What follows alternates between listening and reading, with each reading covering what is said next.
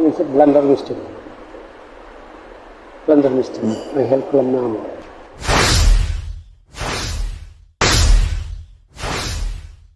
1,000 कोटिखौ दाबो लाबोनो हायाखै आन्दलना खालामबानो गाबोन मुस्रोम बादि फैजोबगोन प्रमदा आथिं हमफैबाय 2 घन्टा 100 दे बिदिबालाय एफर्टआ जाबाय जेला हेल्प खालामसै रायजोखौ नांगोन रायजो नङाब्ला बर' जाथिया थाबैनो गोमोरसिगोन जों जुदि खौसे खालामनो हायोमोन दाख्लैनिफ्राय आंथ' बुंबाय थादों बे 20 बोसोरनि गेजेराव बर'लेण्डआ फैगोन दा बे सिमाङानो थुख्रा थुख्रि जाजोब्बायना गतिके आं थिगैनो दङ आंनि सायाव फोथाय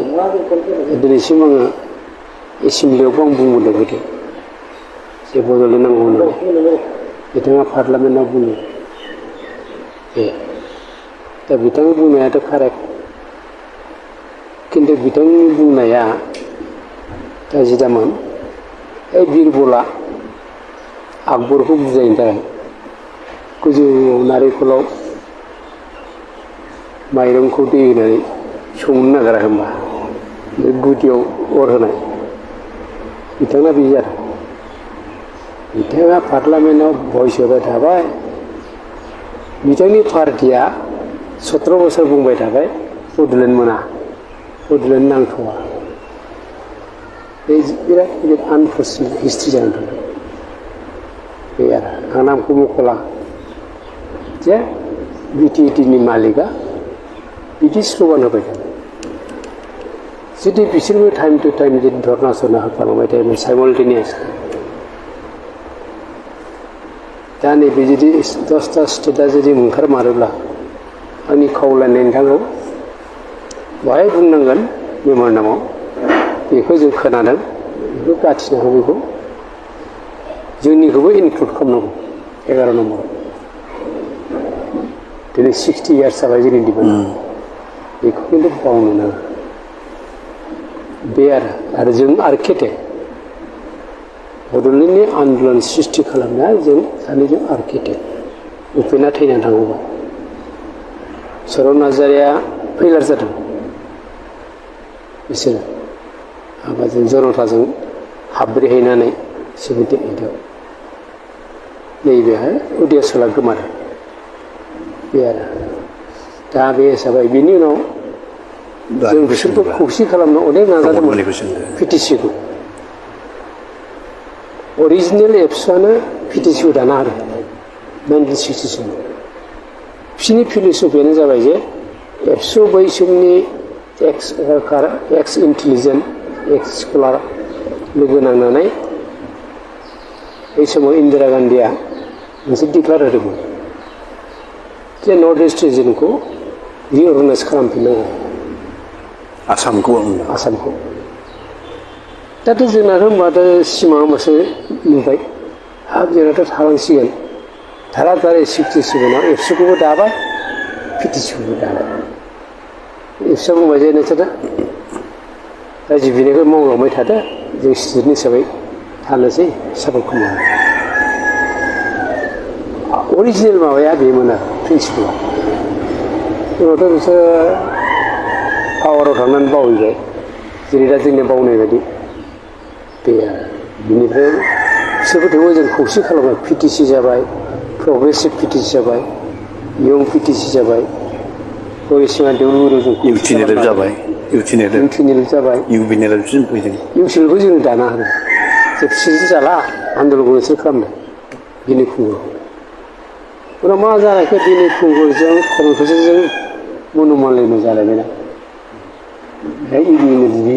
जोनोम जालायबाय नैबाय जों हरिसिङायाव मोनसे कनभेन्सन खुंनानै माबाबाय जानाय नंला बिसोरजों एबसुआनो फुल फ्लेजेड आन्दलन खालामनोसै बे आरो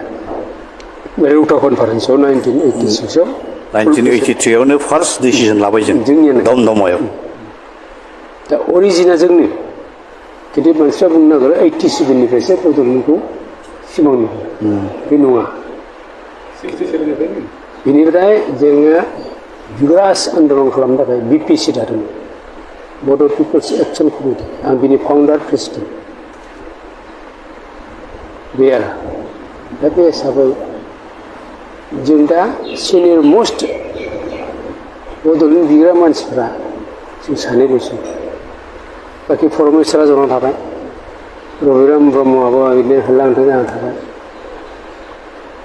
गैला बाखि थैजोब्बायना ओंखायनो आं दहाय बुंनो जे नोंथाङा हारसिङै मा खालामनो आंनि साजेसना बेनो नेपलियन बनापार्ट बादि भेनगार्ड मोनसे दादो 500 जनसो सारा आसामाव बबे मोनब्रै डिस्ट्रिक्टआव 500 जनखौ हांनानै जाय आन्दलन खालामलांबाय था धरना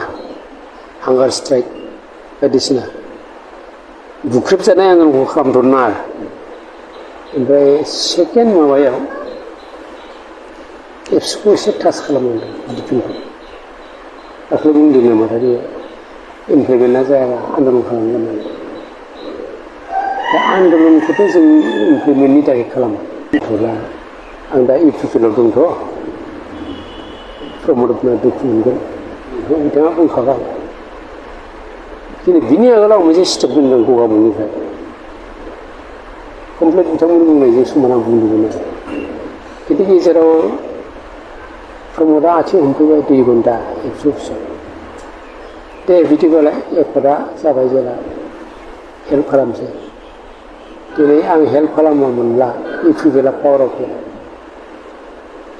एटलिस्ट बनजारखौ फेजेननो हायामोन लोमस्रावखौ फेजेननो हायामोन अराङाव फुख्रिखौ फेजेननो हायामोन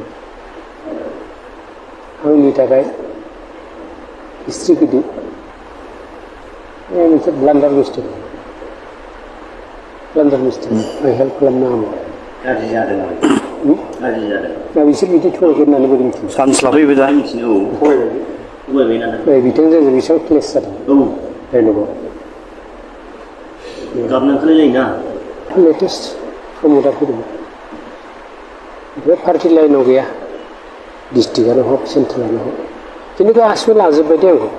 सोरबा धोरोम आफाद माबा आफाद बायदिसिना बाथौ ब्रह्म ख्रिस्टान बिदिनो इन्डिभिजुवेल बिदिनो मास्टार बेखौबो आं बुंथ'ला सम लागा आं बुंनोसै दाथ' जेबो गैला दा बेखौ नों सिन्था खालामनाङा दा जेबो गैला होनना हमनानै ला माथो दंबावो जोब्बाय नों जोबगोन होननानै बुंबा भुल जागोन बिथाङा नेलसन मेन्डेलानि रल लानांगौ आरो बिथाङा साइस्थ'आ मोजां साइस्थ'खौ एसे मोजां लाखि मावलांबाय थाबा फैगोन क'क्राझारबो जेल जा आंथ' बुंखादों बे बाथासिफोराव गल्डेन जुबलिजों थाङाखैमा आरो भाइस स्पिचआव बुंदों 500 जनसो थैबावनांगोन बड'लेण्ड मोनो खिन्थु सासेबो मानसि थैयालासिनो मोननो लुबैनाय बिदि आरो बेबो रिया दं जाखो 500 जनसो थैबावनांगोन बड'लेण्ड मोननांगौ बर'फोरजों थैनाय जायाना खिन्थु लिडारफोरनि स्टेरिं हमनाया थिग जानांगौ होमबा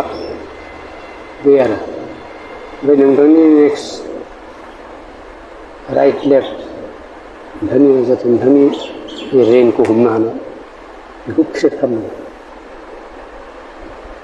आन्दलन खालामनानै नोंथाङा जुदि बोरैबा दुख फैलांगारोबा बेमार आजार जानानै नेक्स्ट लिडारासो जागोन कमिटि लिडारासो कमिटि लिडारथ' आं नुवाखै ट्रेजेडिया बेनो दाथ' प्रफेसनेल जाजोब्बायना आन्दलना खालामबानो गाबोन मोस्रोम बादि फैजोबगोन पाब्लिकआ बे आरो बिटिआरआ जेबोआनो जाला इमप्लिमेन्ट खालामनो हालाब्ला दिनै उपेन्द्रनाथ ब्रह्म सेन्ट्रेल इउनिभारसिटि दालाय खुन्थिया गायसननांसिगौमोन नङा होमबा NIT-नि खुन्थिया गायसननांसिगौमोन बेफोरजोंनो बर'फोरखौ आदुवा जाम्बा बानायनानै डाइभार्ट खालामदों मोनबाय जेला बेखौ खालामनानै लागौ बे 5 बोसोराव 1,000 कोटिखौ दाबो लाबोनो हायाखै एककालिना माबा DPR हरनांगौनो दाबो DPR-खौनो हरनो हायाखै डिपार्टमेन्ट प्रजेक्ट बोसोरनियाथ' बारलांसै आरो एकर्डनि बैसोआ बोसोरनै बारलांसै गोदान एकर्डनि बैसोआ ओरैनो दा आं सोरखौबा सोंखारिनि दरखार गैया मैदेराव थांबाय थागोन सैमा सोंबाय थागोन बे स्ट्रेटेजिजों खारनांसिगोन बिथाङा बे आरो आं अपटिमिस्टिक रायजो राजाफ्रा बावाखै रायजो राजाफ्रा दाख्लै रामनाथ कबिना खालामदों बिथांमोनखौसो नाम लादों जों सानसुमाखौ रबिन्द्र कुमार मोनदों एसे लाजि मोनदों सासे अफिसनि बिनि सालायाव फैदों दा मोनसे रेकर्ड थायो नेलसन मेन्डेलाया 27 बोसोर जेल जादों आयुआ गोलावखाय राष्ट्रपति जाफैबाय दा बे स्टाइलै खारनांगोन होननानै आं सानो जे रावखौबो गिनो नाङा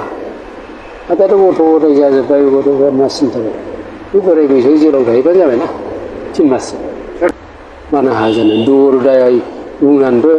1135 सहिद जादों बिसिनि समाव दा थैदै बिएलटि सिएलटि गोथै मिलायनानै 5,000 जाबाय एनडिपि दरदायखौ ओरैनो स्ल'गनखौ होआखैना बुजिबाय आरो जोंनि आन्दलन समाव लिडारफ्रासो सेक्रिफाइस खालामदों खिन्थु दानि आन्दलना थु होनगोन गाव आवगायनाय नङा फैलै थु जोंनिया मा बालायराम बर'आ बे टप लिडार मार्टियार जादों सोमला बसुमतारी मार्टियार जादों सिलागां बसुमतारी मार्टियार जादों जोङो आदर्शखौ दिन्थिदों बालायराम बर'आ दा न'खराव रावबो गैला फंबायाबो थैदों टंकेश्वरा आन्दलनावनो थैदों जुलियानो जोब्बाय आरो बिबागिनाबो थैबावदों जोंनि समाव लिडारफ्रा जेरै बुङो ओरैनो जों थैदों बे लेमेना दा बहुद थैबाय गावलिया आकाश पाताल आकाश आरो पाताल दानि माबाया 3 बोसोरनि बारा आन्दलन खालामनो हाया जोंनाथ' आनलिमिटेड आन्दलना जोबागौमानि जों फसाया न' बां जिना फैनाय एखेबारे न'खरखौ नुला नङा दानाथ' बिदि गारनो हानाय नङा बिनि थाखाय आकाश पाताल गोदोनि दिनावथ' साख्रि गारनाबाबो जाथिखौ सिबिबोदोंमोन साख्रिखौ गारदों रबिरामखौ जों गारहोदों दानियाथ' रावबो भुपेन ब्रह्म गारदों आं गारदों नोंथाङा गारदों आंबो गारदों आंबो साख्रि दङ बेफोरखौ नोंसोर लिरनांगौ गोदोनिया बेबायदिमोन बे जायगानिफ्राय क'क्राझारसिम थाबायलाङो बेखौ बुंनो थांला बेखौ बुंनो थांला सोर नंखाय बुङो मा बुङो दाथ' बुंनोसै एप्रिलाव भेलराव थांदों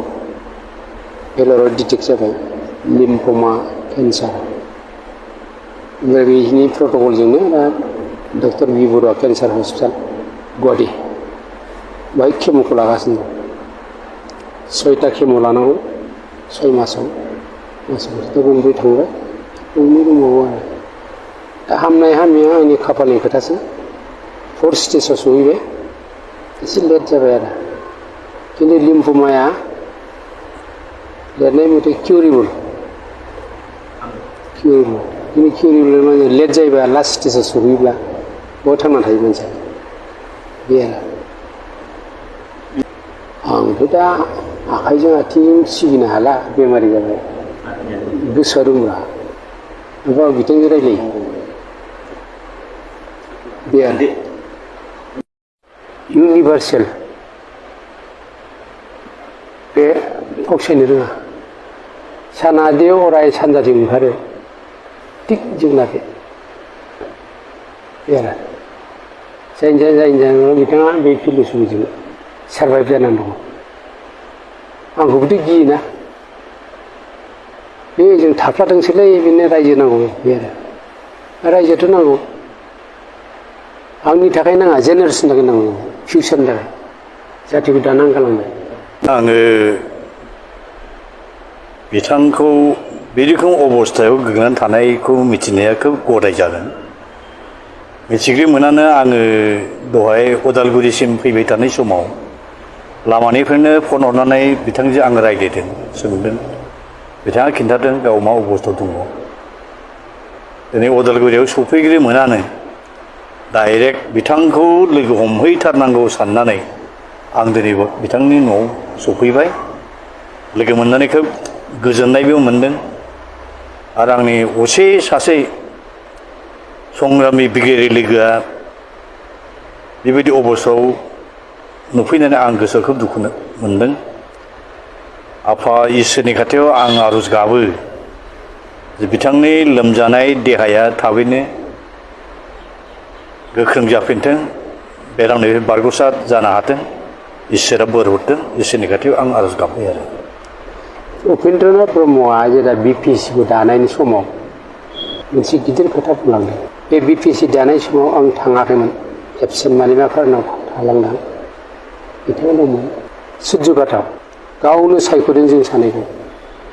जे बिथां सानैखौ मोनाब्ला आन्दलन खालामनो हानाय नङा। आंखौ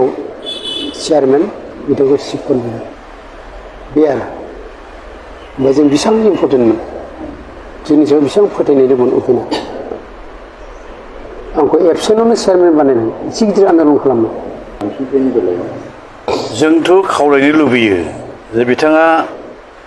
बर' जाथिनि थाखायल' जिबनाव गोबां खामानि मावाखै, सेक्रिफाइस खालामाखै। आसाम हादोरनि थाखायबो बिथाङा जथेस्थ' सेक्रिफाइस खालामदों, हादोरनि थाखायबो। बे हिसाबै government of India, Assam government बा BTC गभर्नमेन्टआ बिथांनो नांगौ रोखोम अनसुंथाइ हरनाया गाहाम होननानै आं सानो आरो। हरनाय हरिया बिथांमोननि खोथासै आरोखि। I pray the Almighty God for the immediate recovery of my bosom friend Sri Andolan Basumatari, who is the former president of All Bodo Students Union as well as the chairman of the Bodo People Action Committee during the 6-year Bodoland mass movement period. I pray times and again the Almighty God for bestowing upon him the heavenly blessings for his immediate recovery. I am also very much happy today. My erstwhile leader's colleague, SK Bismillah, has come to my residence to meet me and wish my health recovery. That's why very much thanks, and those who are accompanied